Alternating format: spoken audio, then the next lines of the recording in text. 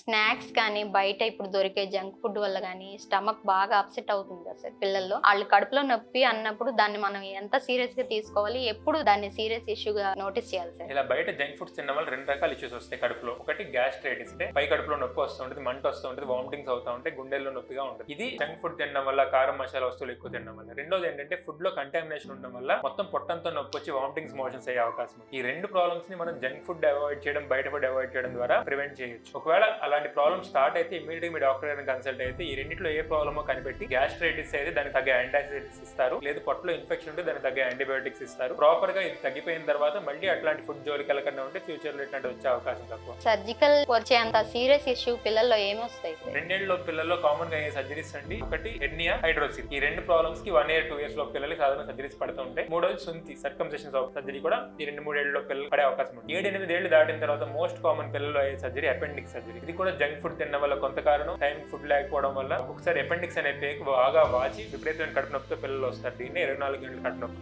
దీన్ని ప్రాపర్ గా స్కానింగ్ చేయడం ద్వారా కనిపెట్టొచ్చు. టైం ఆపరేషన్ చేస్తే పిల్లడికి ఎటువంటి డేంజర్ ఉండదు. ఆపరేషన్ తర్వాత కూడా ఎట్లాంటి కాంప్లికేషన్స్ ఉండవు. టైం ఆపరేషన్ చేస్తే కొన్నిసార్లు 24 గంటలు కడుపు నొప్పిని మిస్ అవుతారు. మిస్ అవ్వడం వల్ల టైం ఆపరేషన్ చేయలేకపోవచ్చు. అట్లాంటప్పుడు వాళ్ళకి ఫ్యూచర్ లో కూడా రిపీటెడ్ కడుపు నొప్పులు రావడం, ఆ తర్వాత కూడా పొట్టొబ్బరం కానీ డైజెషన్ సమస్యలు కానీ రావడం జరగదు. సో 24 గంటల కడుపు నొప్పిని టైం గా ఐడెంటిఫై చేసి ట్రీట్ చేయడం చాలా చాలా ముఖ్యం. అది మనకి ఎలా తెలుస్తుంది సార్? పెయిన్ వల్ల ఎక్కువ పెయిన్ విపరీతమైన కడుపు నొప్పి ఎప్పుడు వచ్చినా సరే వెంటనే హాస్పిటల్కి తీసుకెళ్ళాలి. ఆ పెయిన్ ప్రిడామినెంట్ గా రైట్ సైడ్ కింద వైపు వస్తే అది అపెండిక్స్ అనే అనుమానం. కానీ పిల్లల్లో అక్కడే రావాలి, లేదు ఎక్కడైనా రావచ్చు. ఎప్పుడైనా పిల్లాడు తట్టుకోలేనంత నొప్పి, ఏడ్చేంత నొప్పి, కంటిన్యూస్ గా పడుకునే ఉండడం ఉంటే, పొట్ట బిర్రుగా ఉంటే డెఫినెట్ గా హాస్పిటల్కి తీసుకెళ్ళాలి. ఈవెన్ మీకు కొంచెం అనుమానం కూడా హాస్పిటల్కి తీసుకెళ్తే వాళ్ళ అవసరాన్ని బట్టి డాక్టర్ గారు ఎగ్జామిన్ చేసి స్కానింగ్ రాస్తారు. స్కానింగ్ లో కన్ఫర్మ్ అయితే సర్జరీ చేస్తారు.